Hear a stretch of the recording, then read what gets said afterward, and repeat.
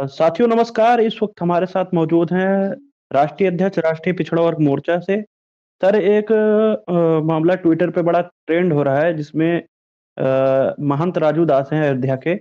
उन्होंने माननीय मुलायम सिंह यादव पूर्व मुख्यमंत्री जी पर अभद्र टिप्पणी की है। तो किस तरह देखते हैं सर ऐसे साधु महात्मा लोग आते हैं जो अपने को साधु महात्मा कहते हैं, बहुजन महापुरुषों का जो ये लोग विरोध करते हैं सर, किस तरह देखते हैं सर?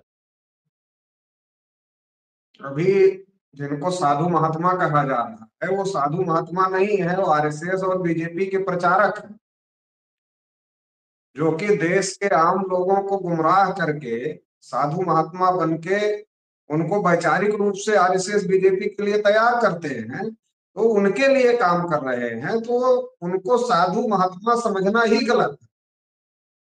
साधु महात्मा के नाम पर बहुत सारे लोग ऐसे हैं जो कि आरएसएस बीजेपी के प्रचारक हैं, और इनकी ही संख्या है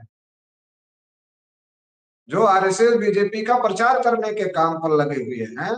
और लगातार ये लोग इस प्रकार का माहौल बनाते हैं। अगर आप पूरे देश भर में देखिए तो अलग अलग स्टेटों में इस टाइप के लोग आपको मिल जाए। तो उनकी भी समस्या ये है कि जो इस प्रकार का काम कर रहे हैं, तो उनको लगता है कि जब हम इस प्रकार की बातें करते हैं तो हमको सरकार की तरफ से हमको इस फायदा मिलेगा, इससे संघ की तरफ से हमको फायदा मिलेगा। तो वो अपने निजी फायदे के लिए ये सारा काम करते हैं, और वो किसी भी प्रकार से साधु महात्मा नहीं है, बल्कि साधु महात्मा के भेष में वो जनता को ठगने और लूटने का काम कर रहे हैं। जी। सर जब ऐसे लोग ऐसे बयान देते हैं उनके ऊपर कोई कार्रवाई नहीं हो सकती। ये वही राजू दास हैं जो कभी स्वामी प्रसाद मौर्य का सर धड़ अलग से करने की बात अरे करते तो हैं, उनके ऊपर इनाम कार्रवाई कैसे होगी जब जो लोग सरकार में हैं उनको ही मजबूत करने के लिए काम कर रहे हैं, उनके ही फेवर में बात कर रहे हैं। तो कार्रवाई कैसे होगी? जो सरकार चलाने वाले लोग हैं वो बहुत निष्पक्ष लोग हैं, ऐसा तो हम लोग मानते नहीं है। ये तो हम लोग देख ही रहे हैं एक लंबे समय से कि वो कोई निष्पक्ष लोग तो है नहीं। वो निष्पक्ष लोग नहीं है, तो जब उनके ही फेवर में काम करने वाले लोग इस प्रकार की बातें कर रहे हैं जिससे उनको ही फायदा होता है, तो ऐसी बातों को बढ़ावा देते हैं। कार्रवाई करने के बजाय ऐसी बातों को बैकडोर से बढ़ावा देने का काम करते हैं, और अब तो खुलेआम बढ़ावा देने का काम आरएसएस बीजेपी के द्वारा किया जा रहा है, तो दिखाई दे रहा है। तो साधु आप भी महात्मा के भेष में देश में खास तौर से जो एससी एसटी ओबीसी के लोग हैं, जिनकी आबादी बहुत ज्यादा है, क्षत्रिय राजपूत है, इन लोगों को गुमराह कर रहे हैं।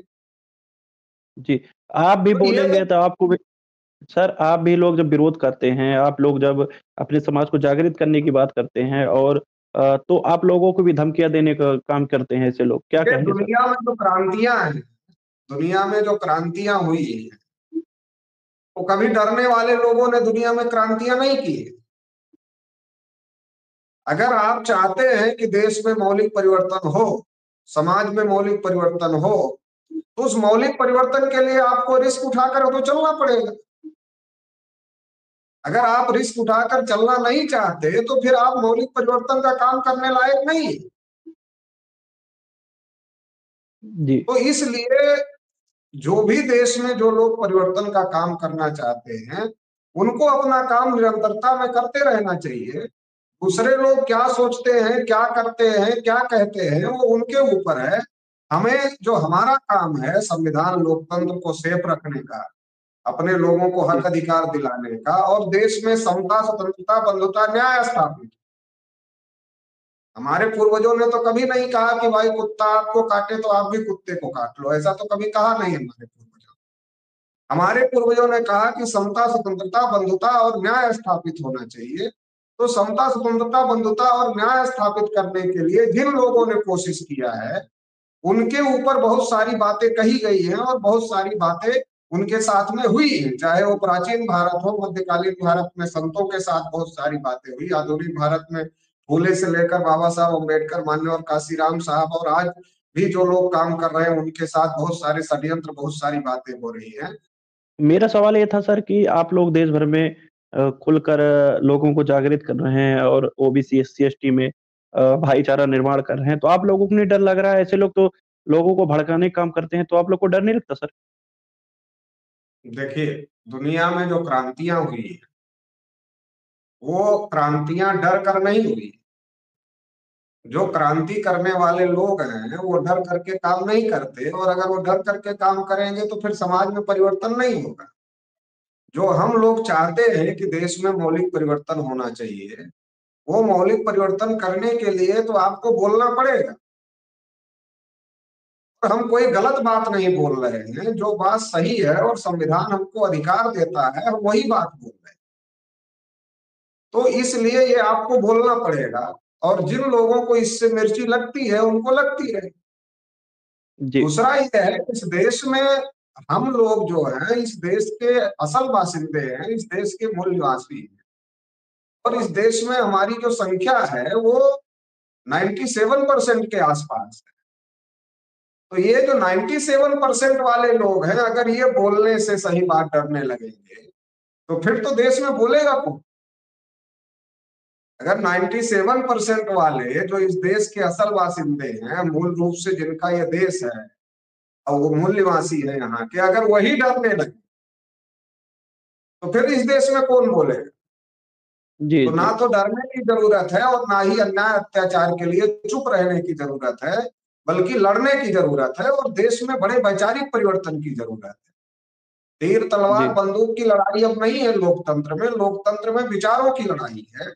एक विचार आरएसएस बीजेपी के हैं जो इस देश में हिंदू के नाम पर ब्राह्मणों के पीछे सबको लगाने वाला विचार है, और सबको ब्राह्मणों के पीछे लगा करके केवल ब्राह्मणों को ही उसका लाभ हो रहा है।